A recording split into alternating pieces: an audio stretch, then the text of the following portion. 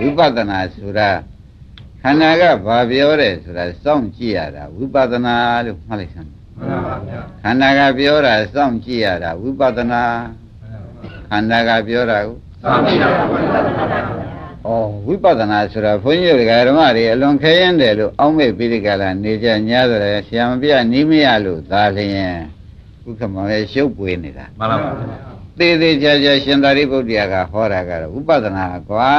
တဲ့အရှိခန္ဓာကြီးကပြောတာမင်းတို့ကစောင့်ပြီးကြည့်နေဖို့ပါပဲဝိပဿနာဆိုတာအရှိခန္ဓာကြီးကပြောတာစောင့်ကြည့်ကြပါဓမ္မတို့ခန္ဓာ၅ပါးရှိတရားကြီးကအမျိုးမျိုးသောဟောက်ပြန်မှုအမျိုးမျိုးသောပျက်စီးမှုတွေကိုပြတာကိုဒီကညာနဲ့စောင့်ကြည့်နေပြီဆိုမှဖြင့်ဒါဝိပဿနာဖြစ်တော်တာပဲလို့ဥပါဒဏ်တို့ခမောင်တို့မှတ်ဖို့ပေါ့မှန်ပါဗျာဟောဒါဖြင့်အားလုံးဓမ္မတွေဝိပဿနာဆိုတာရှုရမယ်လို့လားစောင့်ပြီးကြည့်ရမယ်လို့လားဆိုတာသတိထားပါစောင့်ပြီးကြည့်ရမယ်လို့နော်ဓမ္မတွေဥပဒနာဆိုတာဘာပါလဲစောင့်ပြီးကြည့်ရမယ်လို့စောင့်ပြီးကြည့်နေတော့သူယူဘခန္ဓာကလည်းယုတ်တိတိယူပန်းဆိုတော့လေသူကတော့ဖောက်ပြန်တာခန္ဓာ၅ပါးကလည်းတို့ကျန်တဲ့ခန္ဓာတွေကလည်းဘာလို့ပန်နေမလို့ဆိုသူတို့လည်းအကုန်ပဲလောကနာပလုဒနာထင်တာလောကောလို့ဆိုသောကြောင့်ခဏခဏဖြစ်လိုက်ပြက်လိုက်သူတို့နေတာပဲအဲ့တော့ဒါကိုဘုန်းကြီးတို့ဓမ္မတွေကစောင့်ပြီးဒီကလာထိုင်ဘုရားရှိခိုးထိုင်ကိုယ်ရတဲ့မှာပဲထိုင်မထိုင်ရင်ဘယ်လည်းပဲနေခြင်းသလိုနေပါဘုရားသခင်ကိုရမကြီးကဥပဒနာရှုတာဘယ်လိုနေရမယ်လို့မဆိုပါဘူးဘယ်နဲ့ကြောင့်ဘယ်လိုနေရမယ်လို့မဆိုဘူးလို့ဆိုရတယ်ဆိုတော့ဥက္ကမောင်တို့ကသတိထားမိပါလိမ့်မယ်နော်တရားနောဝတရားနောမိတိပဇာနာတိဆိုတော့အိုအိတ်တာလည်းအိတ်ရရှုกว่าလို့ပြောမှန်ပါပါကိစ္စံတော်ဝါကိစ္စမိတိပဇာနေအိုသွားတာလည်းသွားရင်ရှုရတာပဲမပြောဘူးလားပြောပါဘူးဒါပြန်ဘုန်းကြီးတို့ဓမ္မတွေကဥပဒနာဆိုတာကအပမဝခင်တော့ထိုင်ကြတာပေါ့ဗျာနောက်အပဝလာတဲ့ခါကျတော့ဖြင့်အားလုံးဥပါတို့ဘာမှမလိုတော့ဘူးတွေ့တဲ့ချိန်ဟာသူကပြောတဲ့ချိန်ဥပဒနာချိန်ကြီးမှတ်လိုက်မှန်ပါဗျာရှင်းမလားရှင်းပါဗျာခန္ဓာကပြောတဲ့ချိန်ဟာခန္ဓာဆိုတာကလည်းဓမ္မတို့ဘယ်ချိန်မပြောဘူးလို့ဘယ်တော့မှမယူနဲ့အမြဲတမ်းဖောက်ပြန်ပြည့်စည်တဲ့ခန္ဓာကြီးဖြစ်နေတော့သွားလဲဖောက်ပြန်ထိုင်လဲဖောက်ပြန်အိတ်လဲဖောက်ပြန်စောင်းနေလဲဖောက်ပြန်တာပဲသမင်းစားနေလဲဖောက်ပြန်တာပဲဆေးလိတောင်းနေလဲဖောက်ပြန်ပြည့်စည်နေတာပဲကျိုးတာပဲ့တာလဲဩဒါဖြင့်ဥပါဒင်တို့သေသေးချာချာစဉ်းစားကြည့်တော့မှနိဗ္ဗာန်ဒီခန္ဓာကပြောတဲ့ချိန်ကြည့်တဲ့ချိန်မှာဉာဏ်သက်ရောက်ပြီးဒီကလာဒီခန္ဓာမလို့ခြင်းလို့ဆုံးတဲ့အချိန်မှာဖြင့်အိရင်ဆုံးတဲ့အိရင်နိဗ္ဗာန်ရတာပဲဒါဖြင့်ဓမ္မတို့ဥပဒနာဆိုတာဘယ်အဓိပ္ပာယ်ပါလိမ့်မလို့ဆိုတော့ယနေ့ရှင်းမလားရှင်းပါဘူးစောင့်ကြည့်ရမယ်အဓိပ္ပာယ်မျိုးသဘောပါကြဥပဒနာဆိုတာဘယ်လိုလုပ်ကြရအဲ့ဒီလဲစောင့်ကြည့်နေရပြီဒီကလည်းစောင့်ကြည့်ရင်ကြည့်လိုက်သွားရင်လည်းစောင့်ပြီးကြည့်ပါ तू ဘာလုပ်နေလဲ तू ဘယ်လိုဖောက်ပြန်နေတယ်ဆိုတာဥက္ကမောင်ကြည့်ပေးပါနော်မှန်ပါပါထိုကဲ့သို့ကြည့်ပေးတော့လောကီဥမာပြောကြပါစို့ဆိုလို့ရှိရင်မြောက်ဟာအငြိမ်မနေဘူးဆိုတာတရားဓမ္မတွေလူတိုင်းသိမြောက်ဟာဗါတဲ့ဗျအငြိမ်မနေတာကိုဘေးကမြောက်ရှင်လုပ်တဲ့ပုဂ္ဂိုလ်ကမြောက်ရှင်လုပ်တဲ့ပုဂ္ဂိုလ်ကကြည့်နေလို့ရှိရင်ဖြင့်တော်ကြကြနဲ့ခုံပြန်ပြီးတော်ကြဆော့ပြန်ပြီးတော်ကြသစ်ပင်တက်ပြန်ပြီးတော်ကြကျွန်းပြန်ထိုးချပြန်ပြီးဥက္ကမောင်မျိုးတော့မရမြောက်သဘောကသူအငြိမ်နေတဲ့သဘောပါပါတယ်မပါတော့မြောက်ရှင်လုပ်တဲ့ပုဂ္ဂိုလ်ကစောင့်ကြည့်နေလို့ရှိရင်မြောက်ဤဆော့ပုံတွေမြောက်ဤဖောက်ပြန်ပုံတွေမြောက်ဤအငြိမ်မနေပုံတွေမြင်ရပါဘူးမြင်ပါပါဒီမှာလဲခန္ဓာကိုယ်ကမြောက်ဥပမာထားပြီးယောဂီပုဂ္ဂိုလ်ကမြောက်ရှင်ဥပမာနဲ့အလားတူစွာကြည့်ပေးပြီးဆိုမှဖြင့်ခန္ဓာဤသဘောလောလောကြီးပေါ်လာလိမ့်မယ်ဆိုတာသေသေးချာချာမှတ်ပါမှန်ပါပါဗျာရှင်းမလားရှင်းပါပြီအဲ့ဒီကဲတော့ခန္ဓာဤသဘောလောလောကြီးပေါ်လာပြီဆိုမှဖြင့်ဖောက်ပြန်ပြီပြည့်စည်နေပြီအစားထိုးလာပြန်ပြီပြည့်စည်သွားပြန်ပြီအစားထိုးလာပြန်ပြီဆိုတော့သူ့မှာဒီနှစ်ခုပဲရှိတယ်ဥက္ကမောင်ကြီးမှန်ပါပါအရင်ဖြစ်တာကပြည့်စည်တယ်နောက်စားထိုးလာတာကပေါ်လာပြန်တယ်ပေါ်လာတာကပြည့်စည်ပြန်တယ်နောက်စားထိုးလာပြန်တယ်ဒါပဲရှိတယ် တရားဓမ္မတွေသဘောပါပျက်စီးတာရဲ့အစားထိုးတာရဲ့ဒီနှစ်ခုပဲရှိရုပ်ပြည့်ရင်ရုပ်အစားထိုးဝေဒနာပြည့်ရင်သင်ညာပြည့်ရင်စေတနာပြည့်ရင်စိတ်ပြတ်သွားရင်ဥက္ကမောင်တို့ကပြတ်တာရဲ့အစားထိုးတာရဲ့ဒီကိုယ်လုံးမှာဖောက်ပြန်ပျက်စီးဆိုတာဒီနှစ်ခုပြောဒါလူရင်းလေးမှတ်လိုက်စမ်းပါဒကာဓမ္မတို့ပြတ်တာရဲ့အစားထိုးတာရဲ့ဒါပဲရှိတယ်ခန္ဓာကိုယ်မှာဘယ်လိုများရှိပါလိမ့်ပြတ်တာရဲ့အစားထိုးတာပြတ်တာအိဋ္ဌာအစားထိုးတာသင်္ခါရတို့သာမှတ်လိုက်ပြတ်တာကအစားထိုးတာကဒီနှစ်ခုပဲရှိတဲ့ဥစ္စာဒါခန္ဓာကပြောနေတာဥက္ကမောရသူများကပြောတာမှမဟုတ်ဖဲ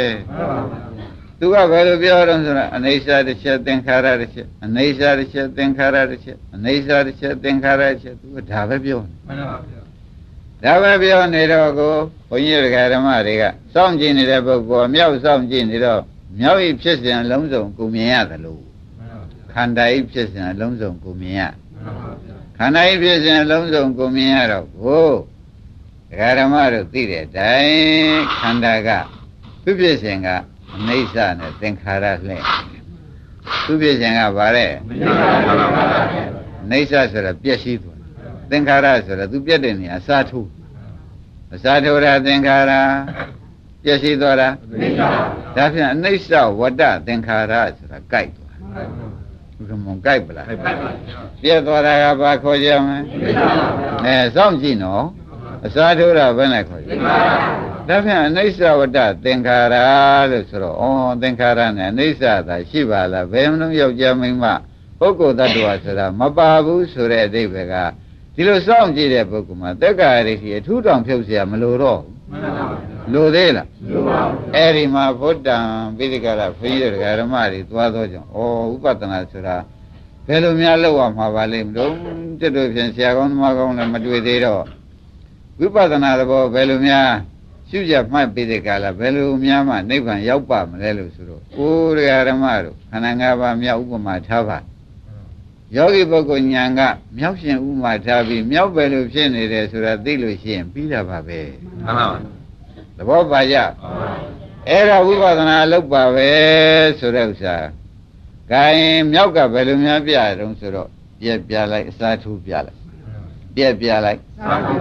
ပြက်တာကဘာခေါ်ကြအစားထိုးတာကဒီကိုရင်ရုပ်ပြက်ရုပ်အစားထိုးဗျာ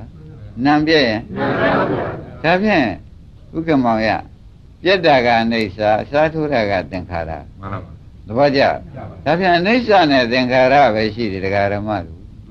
ခန္ဓာမှာပါရှိပါအနိစ္စကဆိုတာလည်းငါဥစ္စာမဟုတ်ပါဘူးသင်္ခါရအစားထိုးတာလည်းငါဥစ္စာမဟုတ်ပါဘူးမနေ့ကပြောတဲ့အကြောင်းလေးပါးတွေကအစားထိုးအာယုံ द्वार တွေကအစားထိုးမှန်ပါပါရှင်းကြဒါကြောင့်ဓမ္မတို့ဥပဒနာဖြင့်အလွယ်နည်းနဲ့ရှင်သာရိပုတ္တရာဉာဏ်ကျဲတဲ့ပုဂ္ဂိုလ်ကသေသေးချာချာဟောတော့ကြောင့်ကာယမိမံသမတထာဒါသူကိုယ်ရင်ရွတ်တာနော်ဣမံကာယရင်ခန္ဓာ၅ပါးရှိကိုသမတထာမင်းတို့စောင့်ပြီးသုံးသပ်ကြကွာစောင့်ပြီးသုံးသပ်ကြည့်ပါလို့ပြောပြန်တယ်နော်ဣမံကာယမိမံသမတထာပရိဇာနာထဘုနာဘုနာတဲ့ခဏမင်းတို့အဖန်ပန်လေးတော့ကြည့်ပေးပါကွာဘာကြောင့်ဟောရပါလိမ့်မလို့ဆိုတော့မဂ္ဂသစ္စာကဥပါဒင်ရဘာဝေတပ္ပကိစ္စမို့သူဟောရှာတာမှန်ပါဗျာဣမံကာယဤခန္ဓာကိုယ်ခန္ဓာ၅ပါးယုံနာတရားကိုသမတထစောင့်ပြီးကြည့်စမ်းပါကွာဒီမှာဘာလို့ကြည့်ရစောင့်ကြည့်ရစောင့်ကြည့်ရမယ်တရားဓမ္မတွေသတိထားစမ်းပါခန္ဓာကိုယ်ကြီးဘယ်လိုလုပ်ကြည့်ရမလဲစောင့်ကြည့်ပါတဲ့ပရိဇာနာထပုဏ္ဏဘုံနာအဖန်တလဲလဲပရိဇာနာထစောင့်ကြည့်ပါကွာစောင့်ဆိုမှခဏလေးစောင့်ပြီးတော်ပြီလို့မလုပ်ပါနဲ့သဘောကျလားဖန်ပန်လေးစောင့်ကြည့်ပေးစမ်းပါလို့ဘုခမောရှင်သာရိပုတ္တရာကဟောတယ်နော်အဲ့ဒီလိုဟောလိုက်တဲ့အခါကျတော့ကာယေသဘာဝံဝိရိတ္တဝါနာခန္ဓာ၅ပါးဤသဘောကြီးမင်းတို့သိလာပါလိမ့်မကွာမသိပဲဘူးဘယ်လိုသိလာမလဲဆိုတော့ပြက်တာရဲ့အစားထိုးတာရဲ့ဒါပဲရှိတယ်ကိုလို့သိလာလိမ့်မယ်ပြက်တာရဲ့ဒါပဲရှိတယ်လို့ကိုယ်သဘောခန္ဓာသဘောကဒါပဲရှိတယ်ဆိုတာခန္ဓာကပြောလာတာ ဘုရားပြောပါခန္ဓာကပြောတော့ကိုခန္ဓာကဘယ်ခန္ဓာကပြောသလုံးလို့မေးတဲ့အခါကျတော့အိုးယူဘက်ခန္ဓာကလည်းပြောမှာပဲဝေဒနာခန္ဓာပြောပါဟိုမပြောတာတခုမှမပါဘူးသဘောကျလားခန္ဓာကလည်းပြောမှာဒီခန္ဓာဖြန့်လိုက်လို့အာရဏလောက်ပြန်လားအာရဏကပြောတယ်ဆိုရမှာသဘောကျဒီခန္ဓာတွေကဓာတ်လေးပါခွဲလိုက်လို့ရှင်ဓာတ်လေးပါပြောတယ်ဆိုရမှာအာဒီလိုလည်းမခွဲချင်ပါဘူးဗျာအိဋ္ဌာနဲ့သင်္ခါရရှိတာနဲ့တပိတော့ပြန်ဝေဒနာလည်းမမှတ်ဘူးသင်ညာလည်းမမှတ်တော့ဘူးပြတ်တာလေးအစားထိုးတာလေးဒါလေးရင်ကြည့်နေမယ်ဆိုလဲဥက္ကမောင်ပြီးပြန်တာမှန်ပါဗျာဒကာဓမ္မတွေကြည်ရင်နတ်နတ်သဘောကျအောင်ပြောနေတယ်နော်ကာယေတဘာဝံဝိရိတဝါနကာယေခန္ဓာ၅ပါးဆိုတဲ့ကာယတရား၌ဝိရိတဝါနအဖမှန်ရှိသိသိရှိတော်ဒုက္ခတဒုက္ခဤအန္တန်ဆုံးကိုကရိတ္တိမင်းတို့ရောက်ပါလိမ့်မယ်ဘဝနိဗ္ဗာန်ရောက်မယ်ဟာဥက္ကမောင်ဉာဏ်ကျဲတဲ့ပုဂ္ဂိုလ်မှာနော်ခန္ဓာသဘောသိနိဗ္ဗာန်ရောက်မယ်သူတို့ပဲဟောလိုက်ဒကာဓမ္မတွေဘယ်လိုများဟောပါလဲခန္ဓာသဘောသိရင်နိဗ္ဗာန်ရောက်မယ်ဩဘုန်းကြီးဒကာဓမ္မတွေကဘယ်လိုကြောင့်ဒုက္ခကသိငြိမ်းတဲ့နိဗ္ဗာန်ကြီးမရောက်ကြပါလိမ့်မလို့ဆိုတော့အိုးကိုယ်ခန္ဓာအကြောင်းကိုမသိကြလို့ဘယ်နဲ့ကြောင့်မရောက်ကြပါလိမ့်ဘာသိမလဲ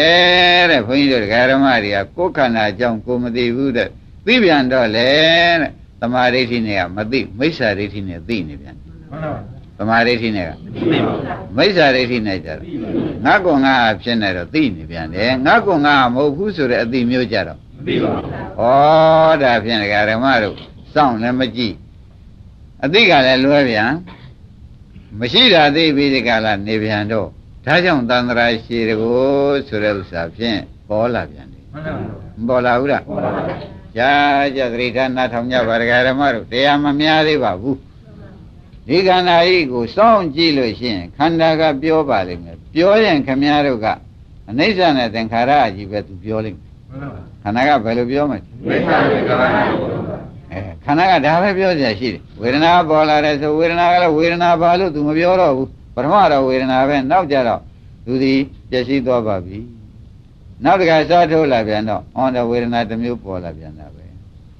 ဒါဖြင့်ဝေဒနာပြက်ဝေဒနာစားထိုးတာကိုမြောင်ကြည့်စိတ်ပြက်ပြီးစိတ်စားထိုးတာကိုရုပ်ပြက်ပြီးရုပ်စားထိုးတာမြောင်ကြည့်လိုက်တဲ့အခါကျတော့ကာယေသဘာဝံဝိရိတဝါနာကာယေကိုယ်သဘော၌သဘာကာယေသဘာဝံကိုယ်ဤသဘောဝါကိုရှိကို၌ရှိတဲ့သဘောတွေဝိရိတဝါနာဩအနိစ္စနဲ့သင်္ခါရသာရှိတယ်လို့သိခြင်းကြောင့်ဒုက္ခသဒုက္ခဤအန္တန်အဆုံးဖြစ်တဲ့နိဗ္ဗာန်ကရိတ္တိသစ္စိကရိတ္တိမင်းတို့သေသေးချာချာမြင်ပါလိမ့်မကွာသူသဘောသာသိရင်နိဗ္ဗာန်သိတော့မယ်သူသဘောသိရင်နိဗ္ဗာန်သိပါဘူးအဲ့ဒါသူကတော့ဉာဏ်ကျယ်တဲ့ပုဂ္ဂိုလ်မဟုတ်ပါနဲ့ခက်ချင်းချင်းဟောလိုက်တယ်နော်မှန်ပါဗျာတို့တော့ကျွတ်တို့ကဒီထဲမှာဉာဏ်လေးနည်းနည်းထဲမှာသူသဘောသိတော့မုန်းလိမ့်မယ်မုန်းတဲ့အခါကျတော့မလို့ခြင်းတဲ့ဉာဏ်လာလိမ့်မယ်ဒီကမောင်ဒါတွေကလာရတယ်မှန်ပါဒီလိုလာမှသာလျှင်ဆုံးသွားမှာမို့လားမှန်ပါဂိုင်းဒါဖြင့်ဒကာဓမ္မတို့ဒီနေ့ဥပဒနာရှုနည်းကိုခန္ဓာ၅ပါးကိုဘယ်ဟာရဲ့လို့မဟုတ်ဘူးစောင်းသာကြည့်နေပြီးပေါ်ရာကိုသာလိုက်လိုက်ပါတော့မှန်ပါရရင်ရတဲ့နေရာလိုက်ပေါ့ဗျာရတဲ့နေရာမှာဩဒါလေးကခုမှပေါ်လာတာပဲဟောပျောက်သွားပြန်ပြီခုမှပေါ်လာသည်ဒကာဓမ္မတို့သင်္ခါရပျောက်သွားတာသည်အခုပေါ်လာပြန်တာသည်ပျောက်သွားပြန်တာသည်ကမောင်ကျင်납စောင့်ကျင်ဒါနခုမှတပါလဲအားလုံးဒကာဓမ္မတို့ဘာမှတွေ့เสียမရှိပါဘူးဒီနှစ်ခုပဲတွေ့မှာကျင်납ဗလားဒုက္ခမောင်တဲ့အမှန်စိတ်တယ်နော်တကယ်ကိုဒကာဓမ္မတို့ဥပဒနာတွေထဲမရှိတတ်ဘူးဆိုတဲ့ဘုန်းကြီးတို့ဒကာဓမ္မတွေကိုမရှိအောင်လို့တခါတည်းဘုရားရှိခိုးထိုင်နေအေးရမှာပဲထိုင်ရင်တဲ့နေရာမှာထိုင်ရောက်ရှင်တဲ့နေရာမှာရပ်ပြီးခန္ဓာကိုယ်ဤသဘောကိုသာစောင့်ကြည့်နေစောင့်ကြည့်နေလို့ရှင်ပြက်ပြီးလို့လည်းပြောမယ်အစားထိုးပြန်ပြီးလို့ပြောပါပြက်ပြီးလို့လည်းပြောပါအစားထိုးတယ်လို့ပြောပါဘုရားပြောဘယ်နဲ့ကြောင့်ဒီခန္ဓာကြီးကခမည်းတော်ပြောမှန်းသိပါလိမ့်မလို့ဆိုတော့စောင့်ကြည့်နေလို့သဘောကျစောင့်ကြည့်နေတဲ့အတွက်ဒကာဓမ္မတွေပြောလိုက်တော့ဩဒီဒကာဓမ္မတွေကခန္ဓာကပြောလို့ရှိရင်ဖြင့်ဩသူများပြောမဟုတ်ဘူးဟဲ့ဆိုပြီးကာလအနိစ္စနဲ့သင်္ခါရသာရှိတယ်ကွ ယောက်ျားမိန်းမရှာမတွေ့ဘူးกว่าဆိုတဲ့ဒိဋ္ဌိကလည်းခန္ဓာကပြောတော့ပြုတ်ထွက်သွားဘုံမောင်ခန္ဓာကပြောတော့ဘယ်နဲ့ပြုတ်သွားအလုံးကဓမ္မတွေခန္ဓာကပြောလိုက်တော့မပြုတ်ပါနဲ့ဆိုလို့မရပါဘူးတဲ့ဘယ်နဲ့များဖြစ်နေပါလိမ့်မလို့လဲဝိဇိကိစ္စလည်းမလာဘူးပြည့်ရင်စားထိုးတာရှိမှာပဲသဘောကျလားပြည့်ရင်အစားထိုးတာပဲရှိနေတော့ဓမ္မတို့ပြက်တာကလည်းအနေစာအစားထိုးတာကသင်္ခါရသဘောကျအဲ့ဒီအစားထိုးတာလေးပြက်သွားပြန်တော့အနိစ္စပဲရောက်သွားပြန်ရောဆိုတော့ဓမ္မတို့နောက်အစားထိုးပြန်တာလေးကဘာခေါ်ကြအဲ့ဒီသင်္ခါရလေးကနောက်ပဲလမ်းဆုံးပြန်အဲ့ဒီနိစ္စကိုဓမ္မတွေကညာနဲ့လျှောက်ကြည့်ပြီးအစားထိုးတာကြည့်လိုက်ပြည့်ဆုံးသွားတာအနိစ္စကြည့်လိုက်ထိုကဲ့သို့ကြည့်တဲ့အခါကျတော့အဲ့ဒီဟာနောက်ဆုံးပိတ်ဒီအနိစ္စဟာအခုဒီတစ်ပတ်ဆုံးသွားပြီနောက်အနိစ္စကိုရှာမတွေ့တော့ဘူးဆိုတဲ့ဥစ္စာရောက်လိမ့်မယ်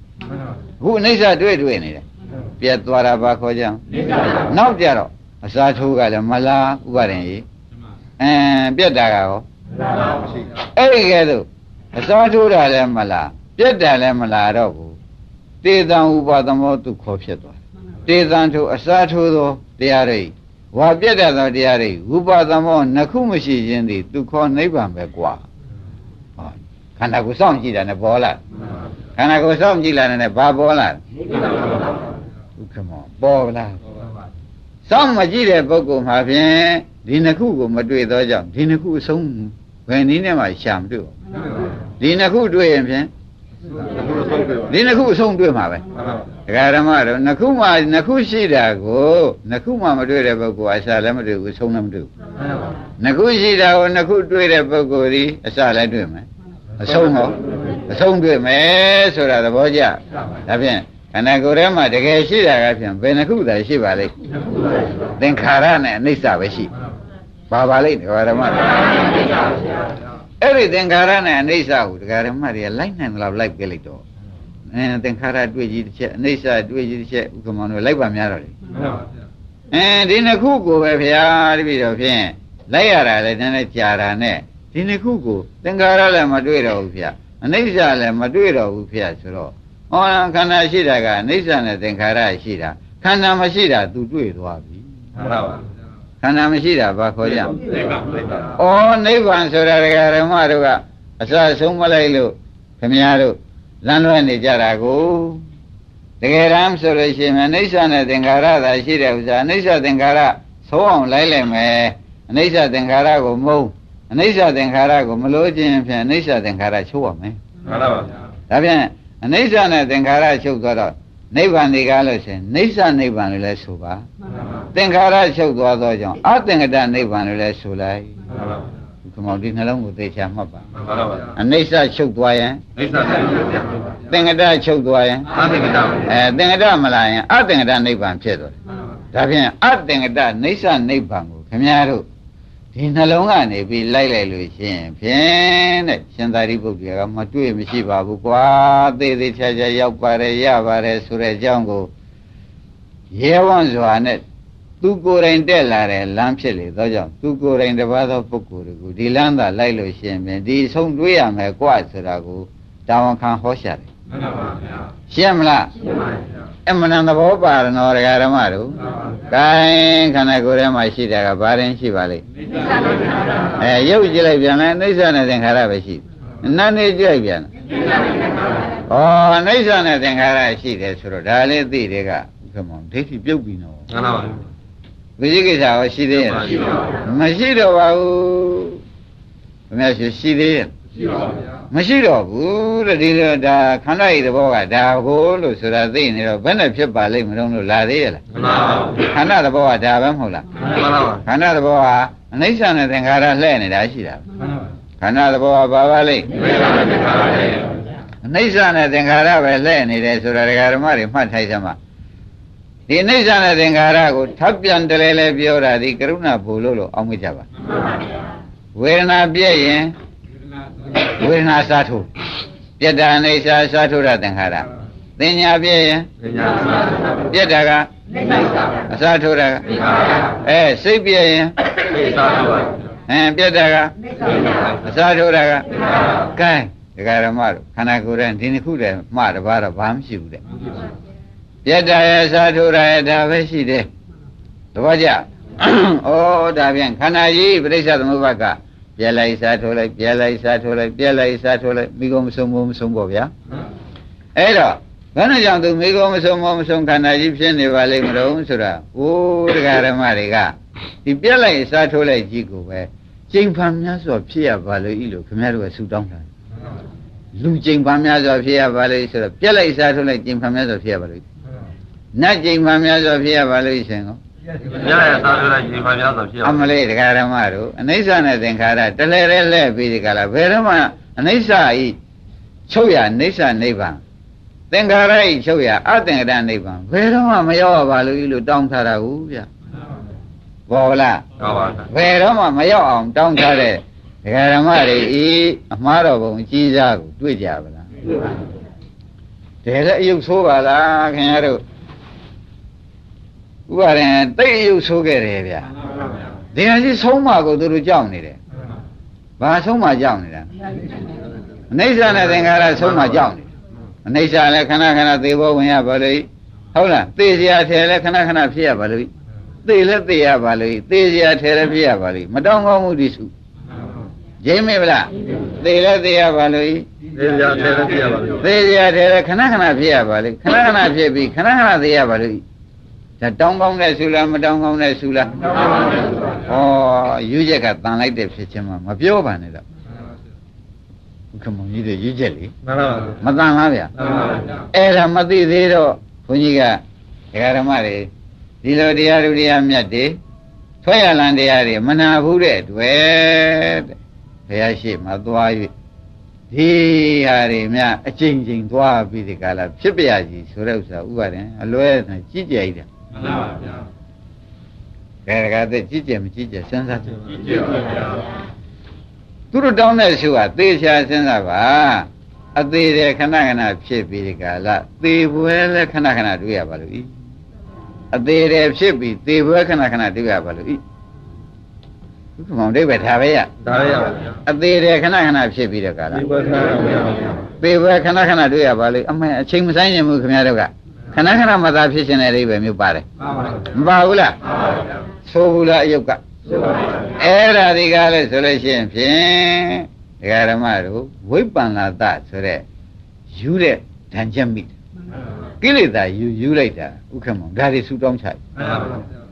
မသိယူလိုက်တာအဝိဇ္ဇာယူလိုက်တာလေဒါတွေဆူတောင်းချလိုက်မှန်ပါပါသေတယ်ခဏခဏဖြစ်သေပွဲခဏခဏတွေ့ရပါလို့ဒီ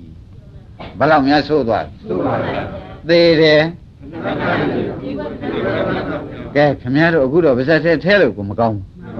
ဘူးဘုရားကြီးသွားထဲတာကတော့ဆိုးမဆိုးပါဘူးလားအဲ့တော့ဒီဥစ္စာအခုခန္ဓာကိုသုံးသပ်ကြည့်ပါဆိုလို့သုံးသပ်တော့မှဒီသေပွဲနဲ့သေတယ်ဟာခဏခဏဆက်လှဲ့နေတယ်ဆိုတာပေါ်လာမပေါ်လာဘူးလားပေါ်လာပါဘူးကဲဥပကျင့်တ်ဗလားကဲဒါဖြင့်ဒကာဓမ္မတွေနိဗ္ဗာန်ရောက်ချင်လို့ရှိရင်ဖြင့်နိဗ္ဗာန်ဆိုတာကသေတယ်လည်းမရှိဘူးသေခြင်းသေတာလည်းမရှိတော့ဘူးသဘောကျဒါဖြင့်သေတယ်လည်းမရှိဘူးနော်သေတယ်မရှိတဲ့သေတဲ့ကိစ္စကောမရှိပါဘူးဒါဖြင့်သေတယ်လည်းမရှိသေတဲ့ကိစ္စလည်းမရှိတာဘာခေါ်ကြနိဗ္ဗာန်ဟောနိဗ္ဗာန်ဆိုတာဒါကိုဥက္ကမောင်ရင်နိဗ္ဗာန်ကျင့်납ပါလားကျင့်납ပါသေတယ်လည်းမရှိသေတာလည်းမရှိသေတဲ့ကိစ္စလည်းဇတ်သိသဘောကျသေတယ်လည်းမရှိသေတဲ့ကိစ္စလည်းဇတ်သိတာဘာခေါ်ကြနိဗ္ဗာန်ကဲဥပါဒနောကပါဠိနဲ့မှတ်လိုက်တော့တေတံထိုအစားထိုးသောတရားအနိစ္စတရားတို့ဤ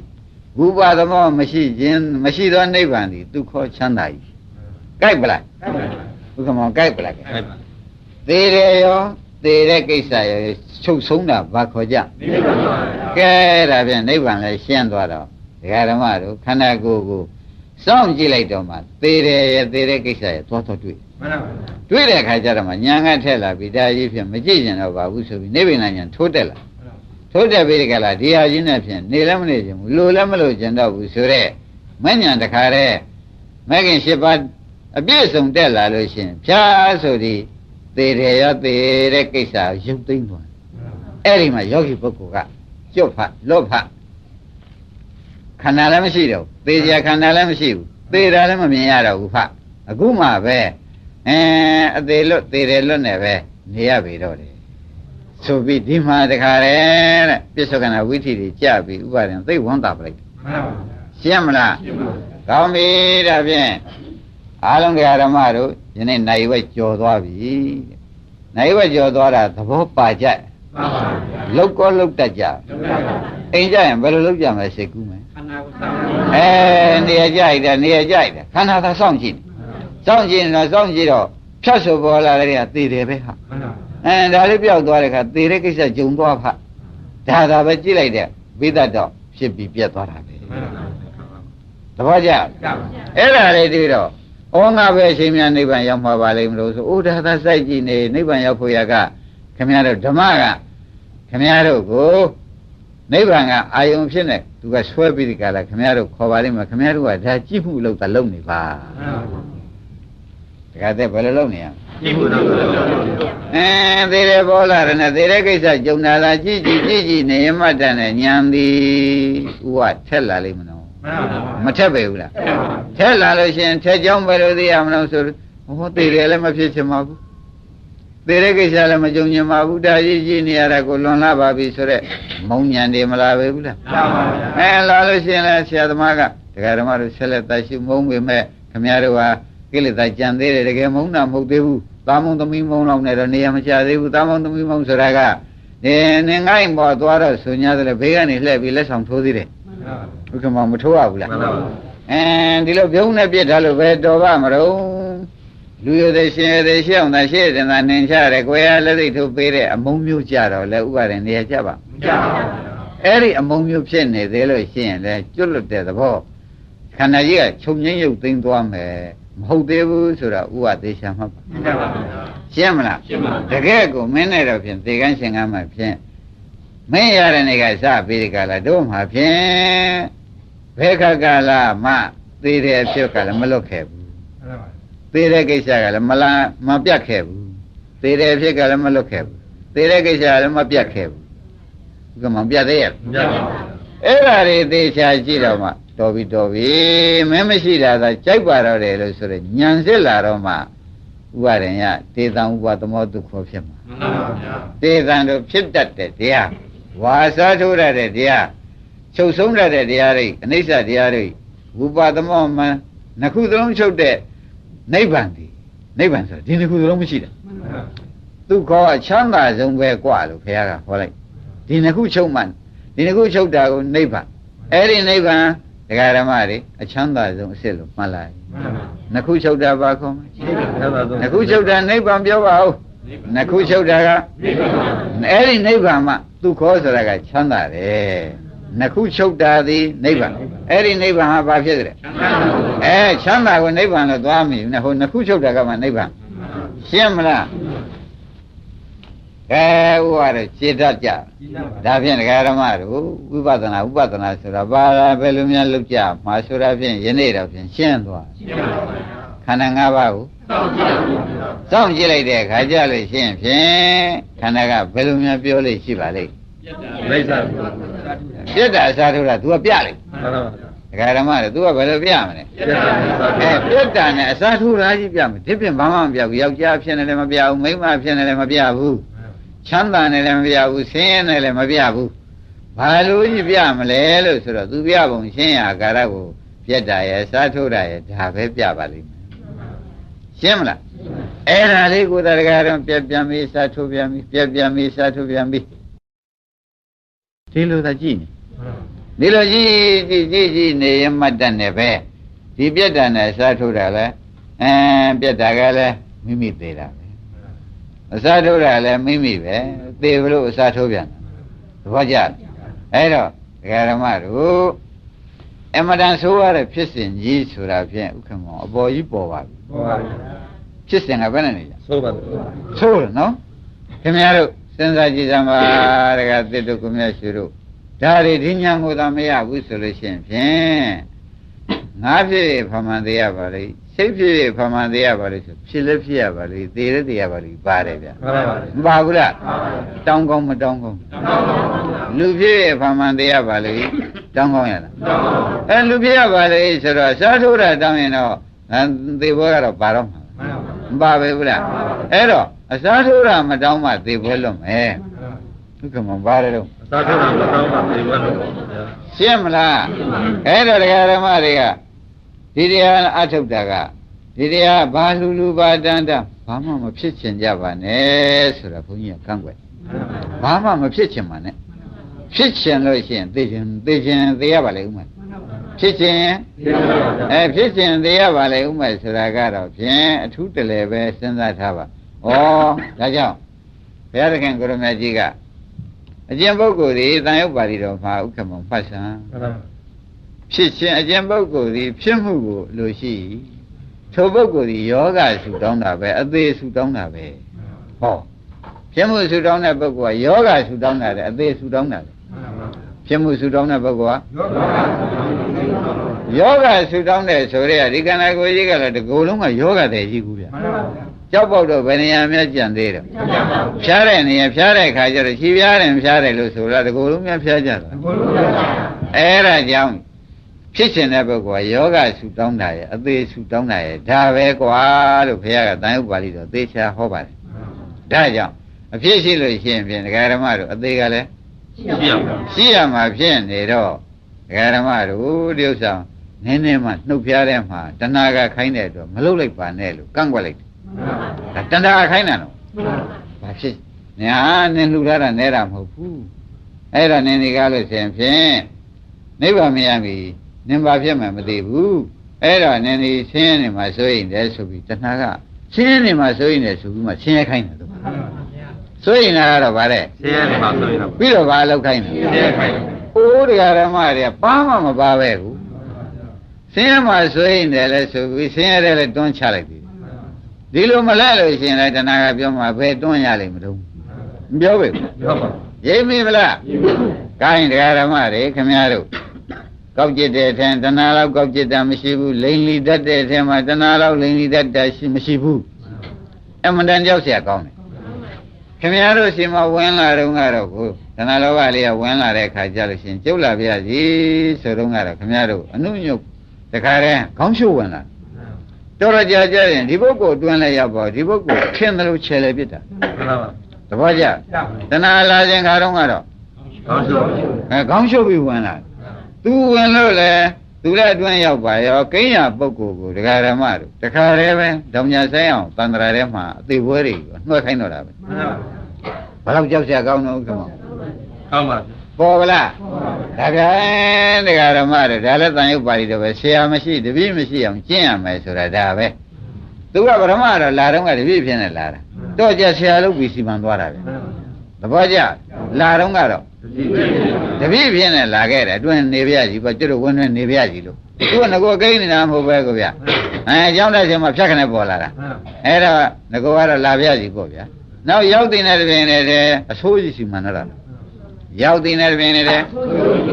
အဲ့ဒါခင်ဗျားတို့ကလည်းဒါလေးမှမရှိရင်မခက်ဘူးလားဆိုတာမျိုးကလည်းတော်တော်သုံးကျင်ကြတယ်နော်ဒီကိစ္စမှာဒီလောဘလေးနဲ့ဒီလိုလေးပြောလိုက်လို့ဒီလိုလေးရောက်လိုက်ပြီလို့ဒီလိုလေးဝယ်လိုက်ပြီလို့ဒီလိုလေးစားနေရတာပေါ့အမလေးစားတဲ့ဒုက္ခကို तू ပေးတာလို့မသိဘူးသဘောကျစားတဲ့ဒုက္ခ तू ပေးတယ်လို့သိရလားဒီထဲမှာ तू ခိုင်းနေလို့အိုချင်းစိုးကြီးတိုးလာတာကလည်းမသိအောင်ဖုံးပလိုက်သေကံကြီးဖြစ်တာလည်းမသိအောင်ဖုံးပလိုက်ဒါကြောင့်နဲ့ကျေစုခံစားရတယ်ဒါကြောင့်နဲ့ကျေစုခံစားရတယ်ဒီဖြင့်အိုချင်းစိုးသေချင်းစိုးကကတ်နေပြီ तू ကကျေစုခံစားရတယ်ပြောတော့ရှိသေးရိမ့်မိလားဘလောက်အယုတ်ဆိုးအကြီးတန်ပေးကြတာခင်ဗျားတို့ကိုနိုင်ချက်ကောင်းတယ်ဆိုတာဖြင့်ဥပါရင်ရိမ့်မိတော့ပါရှင်းမလားကောင်းပြီဒါဖြင့်ဥပဒနာရှုတတ်ကြပါလားဩဥပဒနာရှုဆိုတာဒကာဓမ္မတို့ခန္ဓာကိုယ်စောင့်ကြည့်တယ်လို့ပါလားစောင့်ကြည့်ပါတွေ့မယ်ထင်ကြအစားထိုးတာရဲ့ပြက်တာရဲ့တွေ့ယောက်ျားမိန်းမများတွေ့ကိုမတွေ့ဘူးအစားထိုးတာနဲ့ပြက်တာပဲဒါဖြင့်ကအစားထိုးတဲ့တရားကလည်းဘယ်နှကြောင့်စားထိုးတာတုံးလို့မေးလို့ရှိရင်ဖြင့်ပြက်ဖွယ်ရစားထိုး ဒကာဓမ္မတွေကိုပြောင်းမျိုးစက်တွေစဉ်းတာပြောင်းမျိုးလေးရှေ့တိုးလာတာဟာအပြတ်ခံញလို့ပဲဥက္ကမောဘာတော့မြအပြတ်ခံញလို့ပဲပြောင်းမျိုးကနောက်ကနေတွန်းပြီးဒီကလာဆက်ကတွန်းသည်ဖြစ်စေလူကထိုးသွင်းသည်ဖြစ်စေဥပါရင်ဒါဘာဖြစ်ရှင်လို့ပါလိမ့်နော်တေတုံကြီးဝင်ကြီးဆက်ကနေတွန်းလိုက်တော့တေတုံကြီးရဲ့ရှေ့တိုးတယ်လာတာလွှားပြခံញလို့သဘောကျလွှားပြခံញလို့ဆိုတော့ဒကာဓမ္မတို့အမတမကြောက်စရာမကောင်းဘူး30ဘုံမှာတဲ့ဒီတိုင်းရှိတယ်လို့သာဆုံးဖြတ်ချက်ချပါတော့အစာထိုးတာဒီကားလို့ဆိုလို့ရှိရင်ဖြင့်ကံစိတ်ဥဒ္ဓဟာရတို့ပေါ့ဗျာအာယုန်ဒွါရတို့ပေါ့ဗျာဖြတ်ချိုက်တာကတော့ဗျာအနိစ္စညာအနိစ္စသဘောကတခါတည်းအနိစ္စဓာတ်စက်ကြီးကဥက္ကမောင်ရေအကုန်ဖြတ်ချိုက်မှန်ပါပါသဘောကျခဲဒါအနိစ္စဓာတ်စက်အောင်မှာပဲဖရာတောင်ဝိညာဉ်ပြောက်ဝရှာတယ်ဖရာတောင်ဝိညာဉ်မပြောက်ပါဘူးလားပြောက်ပါပါအဲ့ဒါကြောင့်30ဘုံကြီးကဘုန်းကြီးခဏဟောတယ်ဒကာဓမ္မတွေကြားဘူးလိမ့်မယ်နော်30ဘုံကြီးကလွှတ်စေယုံကြီးနဲ့တူတယ်လို့ပြောလိုက်ဒကာဓမ္မတွေခန္ဓာကိုယ်ကတစ်တုံးကြီးနဲ့တူတယ်လို့ပြောလိုက်ဝိညာဉ်စကြီးကခမည်းတော်ကိုဥဒယဆိုတဲ့ဝိညာဉ်စကြီးကထိုးပေးတာနဲ့တူတယ်ဝရဆိုတဲ့လွှတ်သားကြီးကဖြတ်တယ်နဲ့တူတယ်30ဘုံကြီးကလွှတ်ယုံကြီးနဲ့တူတယ်နော်စားထိုးတာဒီကားလို့ဆိုလို့ရှိရင်ခမည်းတော်ဤလူကောင်းကိုဥဒယကစားထိုးပေးလိုက်လူခန္ဓာကြီးကိုဝရဆိုတဲ့လောတော်ကြီးကဖြတ်ချလိုက်ဒါရင်30ဘုံဘယ်လွှတ်ရုံကြိုက်တယ်လို့မွေးချင်ဘာဖြစ်လို့တော့ဆိုဝิญဉ်ချက်ကဒီလွှတ်ရှိရထိုးပင်ကျွတ်တို့ခန္ဓာကိုယ်အသက်တုံးဖြစ်ကျွတ်တို့ခန္ဓာကိုယ်အစိတ်စိတ်မှအဖြစ်တယ်မခံရဘူးလားအဲ့ဒါကျွတ်တို့လိုခန္ဓာကိုယ်မဆိုပါနဲ့တကယ်အတုမရှိကိုယ်တော်ကြီးခန္ဓာကိုယ်တောင်မှဒီဖြစ်မှာလမ်းဆုံးသွားရှာဒီလွှတ်30ဘုံလူပြေလွှတ်ရုံကြီးထဲမှာကိုရမကြီးအပိုင်းပြတ်ပြီးဓာတ်တော်ငွေတော်တွေဖြစ်ရမဖြစ်ရဘူးလားခိုင်းတာဖြင့်ဒကာဓမ္မတို့30ဘုံထဲမှာဖြင့်ဘယ်ဆက်ယုံမှခင်ဗျားတို့ဖြစ်ချင်တဲ့သစ်တုံးရဲ့လို့ဆုမတောင်းပါနဲ့သဘောကျ30ဘုံဘယ်ဆက်ယုံဘယ်သစ်တုံးဖြစ်ချင်တော့လူသစ်တုံးဖြစ်ချင်သလား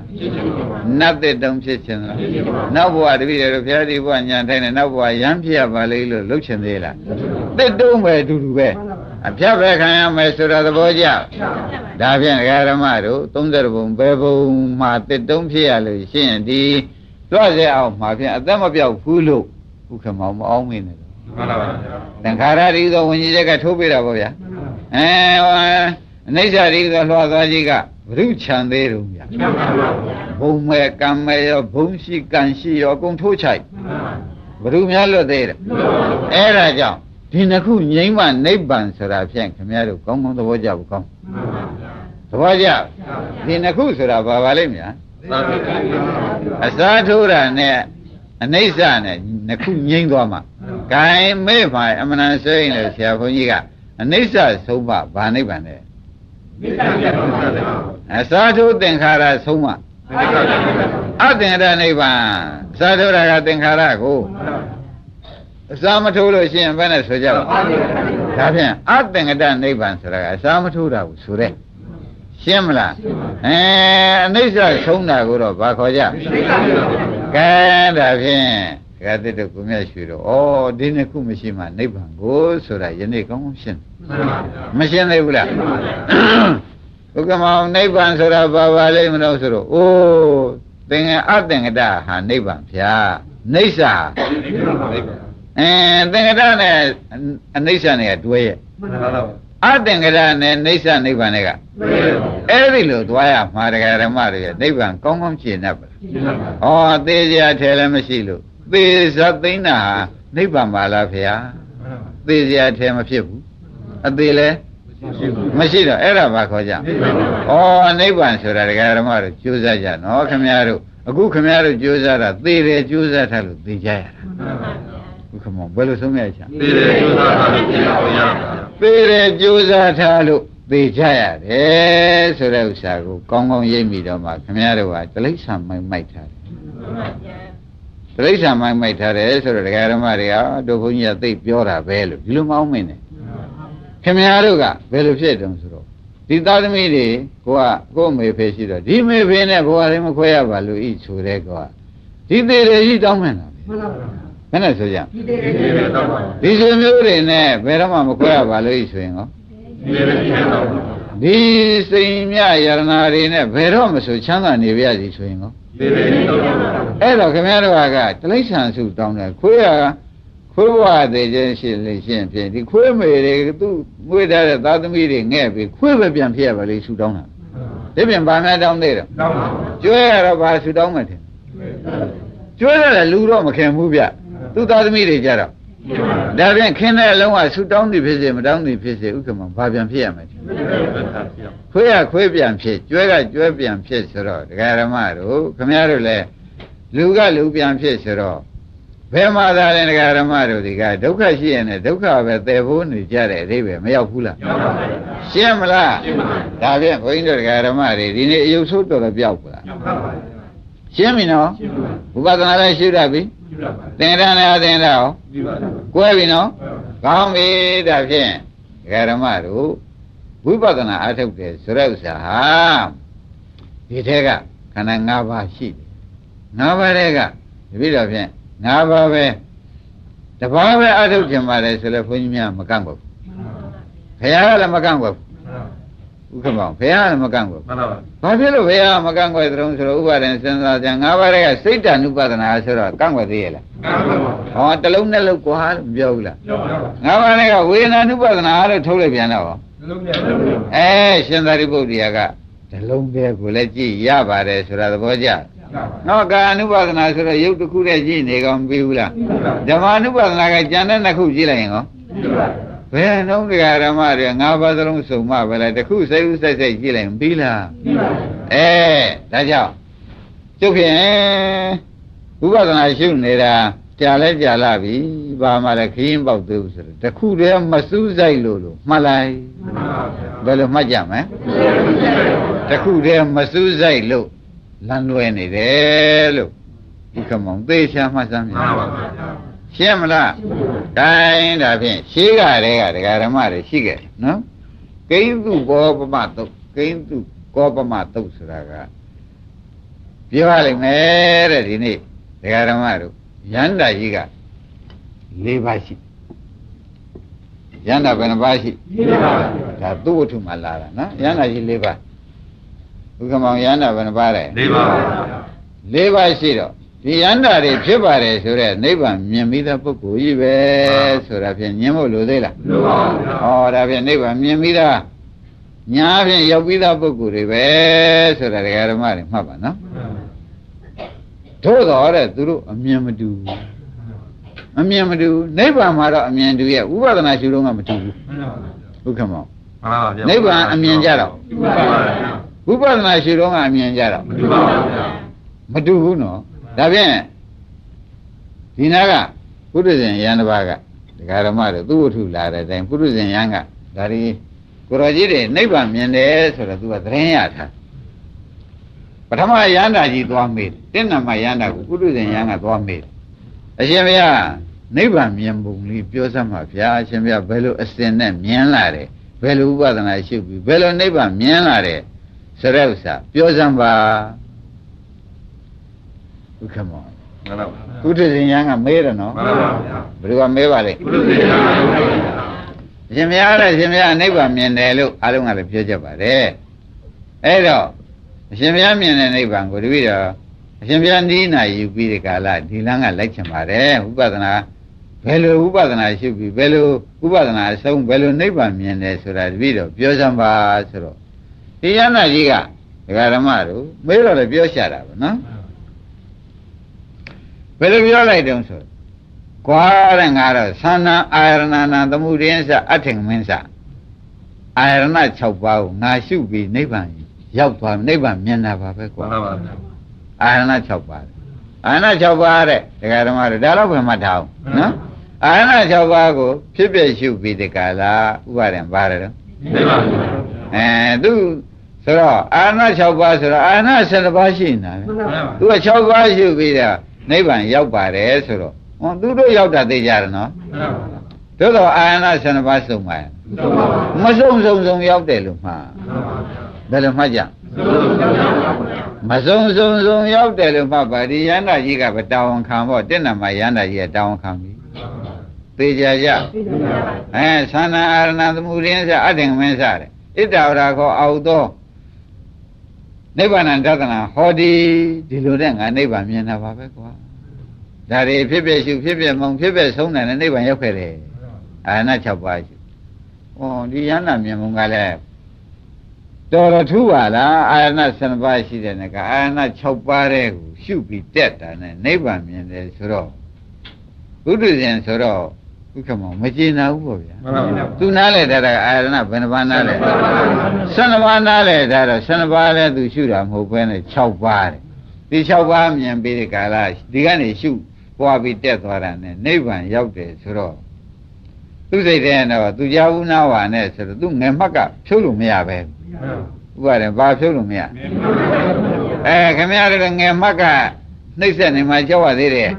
ဒီနေ့ကစငယ်မှတ်တွေဖြုတ်ကူဆရာဘုန်းကြီးပြောတာနဲ့ဘုရားဟောတာသာယုံပြီတော့ငယ်မှတ်တွေအကုန်ဖြုတ်အခုဒီဘုဒ္ဓဇင်ယံကကျေနပ်သလားတဲ့ပရမယန္တာကြီးဖြေတာကိုမကျေနပ်ပါဘူးတဲ့မကျေနပ်တော့ဟောသူဇာနာ7ပါးရှိတယ်နဲ့က6ပါးနဲ့6ပါးရှုပြီးဒီကလာမြင်တော့အဲ့ဒီ6ပါးဆုံးသွားပြီနိဗ္ဗာန်ရောက်ခဲ့တယ်ဆိုတော့ဩဒီလိုနဲ့လဲသူ့စိတ်ထဲမှာတော့ပုရိသေယံကဥက္ကမောမကျေနပ်ဘူးဗျာမှန်ပါဗျာမကျေနပ်တာနဲ့ရှင်ဘုရားလို့နိဗ္ဗာန်မြင်တဲ့ပုဂ္ဂိုလ်များရှိသေးလားဗျာဟာရှိတယ်ကွာဆိုပြီးဒုတိယယန္တာစီညွှန်ကြားလိုက်ဒုတိယယန္တာစီပုရိသေယံရောက်လာအရှင်ဘုရားနိဗ္ဗာန်မြင်တဲ့အလုပ်ကလေးอ่ะဗျာဘယ်ကနေဥပဒနာစတက်ပြီးဒီကလာဘယ်လိုနိဗ္ဗာန်မြင်အောင်ကြိုးစားပါမလဲတပည့်တော်လည်းအမှန်တမြင်မြင်ပါလေဗျာနိဗ္ဗာန်ရောက်လဲရောက်ချင်ပါလေရလဲရချင်ပါငါရှင်ငါကတော့ကွာခန္ဓာ၅ပါးဖြစ်ပြရှုပြီးဒီကလာနိဗ္ဗာန်ရောက်သွားတယ်ယောဟိုကိုရော6ဒီကိုရော9နဲ့ခက်ပါလေရတယ်ဖြစ်သဘောကျလားပရမကိုရောဘယ်လောက်လဲဒုတိယကိုရောက9နဲ့6ဆိုတော့သူဟာကဥက္ကမောင်ရကုတ္တဇင်ရှာရှည်တာတော့သိလောက်ပြီ9နဲ့6ကွာချားနေတာနဲ့ပဲသူ့စိတ်ထဲမကျေနပ်ဘူးမကျေနပ်တာနဲ့ဟိုပုဂ္ဂိုလ်ကလည်း6ပါးနဲ့တဲ့ဒီပုဂ္ဂိုလ်ကလည်းခန္ဓာ5ပါးရှုပြီးဒီကာလဖြစ်ပြမြင်ဖြစ်ပါမုံဖြစ်ပြဆုံးနိဗ္ဗာန်မြင်တယ်ဒီလိုဆိုလို့ရှိရင်မကျေနပ်သေးဘူးနိရှာအောင်မှပဲဆိုပြီးဒီကာလစုံစမ်းရေးသွားပြန်တာအရှင်ဘုရားလို့နိဗ္ဗာန်မြင်တဲ့ပုဂ္ဂိုလ်များဘယ်ရှိသေးတုံးဆိုတော့ဒုတိယပုဂ္ဂိုလ်ကဥပါရင်တတိယပုဂ္ဂိုလ်စီညွှန်ကြားလိုက်နော်ညွှန်ကြားလိုက်တဲ့အခါကျတော့တတိယပုဂ္ဂိုလ်စီရောက်အရှင်ဘုရားနိဗ္ဗာန်မြင်တဲ့ဥစ္စာဗျာတပည့်တော်လည်းတပည့်သမီးမှတ်ပြီးတဲ့ကလာနိဗ္ဗာန်မြင်တဲ့ဥစ္စာဘယ်ကနေစပြီးအထုတ်လို့ရှိရင်နိဗ္ဗာန်ရောက်ပါသလဲ။အိုးငါရှင်လွယ်လေးရဲ့ပထဝီဘောတိဇောဝါရောဓာတ်လေးပါရှိတယ်။အဲ့ဒီဓာတ်လေးပါဖြစ်ပြရှုလိုက်လို့ရှိရင်ဖြင့်ဒါနိဗ္ဗာန်ရောက်သွားတာပဲ။ပြောဒီကိုယ်တော့သာဆိုးပါလား။တရားဓမ္မတွေဒီကိုယ်တော့သာဆိုးမဆိုးဘူးလားဆိုးသလား။ဘာဖြစ်လို့ဆိုးတယ်လဲဆိုတာစဉ်းစားကြည့်။လေးဖြစ်နေတယ်သူကဖြစ်ပြက်ကိုနားလဲတယ်လို့မဟုတ်ဘူး။မှန်ပါပါ။ဘုက္ကုရောတွေကဗရမပုဂ္ဂိုလ်ကလည်းအာရဏ6ပါးဖြစ်ပြက်မြင်လို့ဖြစ်ပြက်ပါရမဟုတ်လား။ဗရမပုဂ္ဂိုလ်ကခန္ဓာ5ပါးကိုဖြစ်ပြက်ပါ။သူကဖြစ်ပြက်မလိုက်ဘူးငါးလေးလိုက်နေတာ။ဒုတိယတတိယပုဂ္ဂိုလ်လည်းပြန်တော့လေဓာတ်လေးပါးဖြစ်ပြမြင်ပြီးသူနိဗ္ဗာန်ရောက်ခဲ့ပါတယ်နိဗ္ဗာန်မြင်ပါတယ်လို့မပြောလားပြောပါဘူးဟောဒီပုဂ္ဂိုလ်ကလေးတာယူတယ်ဖြစ်ပြသူကဂယုကိုမဆိုင်ဘူးဟုတ်ကဲ့မောင်ပုရိသေဆိုတဲ့သဘောမျိုးကသူကညံမရောက်တော့အမှန်ခဲနေတယ်ဆိုတဲ့အိဗယ်ကိုရှင်းမလားရှင်းပါပြီဒါဖြင့်တဲ့သူစိတ်ထဲမကျေနပ်ဘူးပထမပုဂ္ဂိုလ်က6ဒုတိယပုဂ္ဂိုလ်9တတိယပုဂ္ဂိုလ်က4ဆိုတော့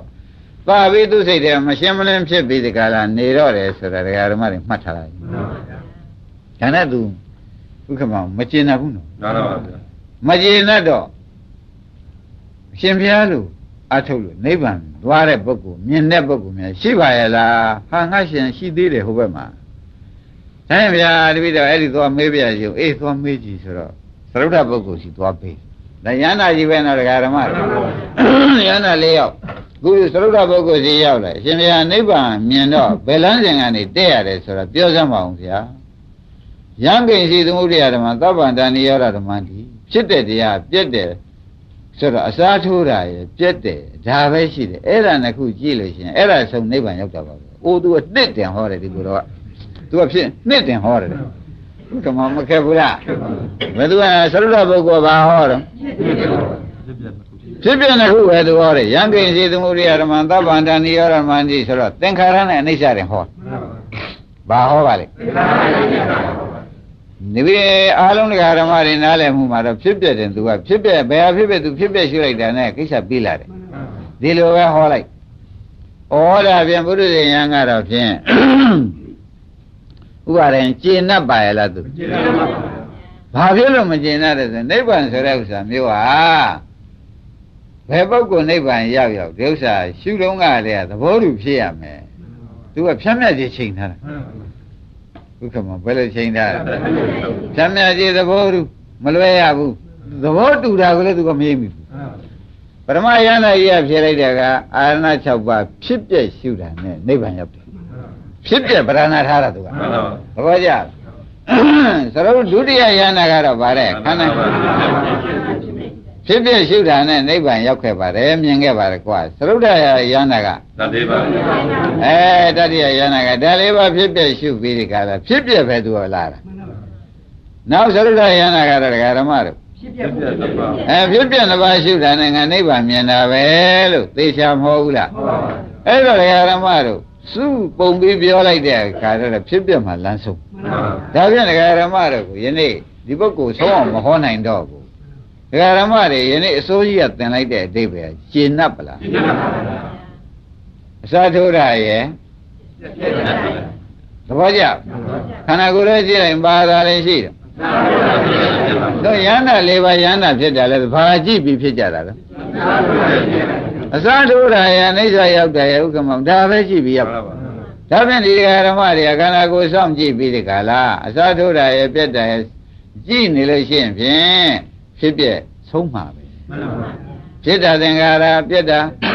ဒါဖြင့်ဘယ်ကအနိစ္စဝတ္တသင်္ခါရပဲရှိတယ်လို့ဟောတယ်ဥပ္ပါဒနဲ့ဝေယပဲရှိတယ်လို့ထပ်ပြီးရှင်းလိုက်ပြန်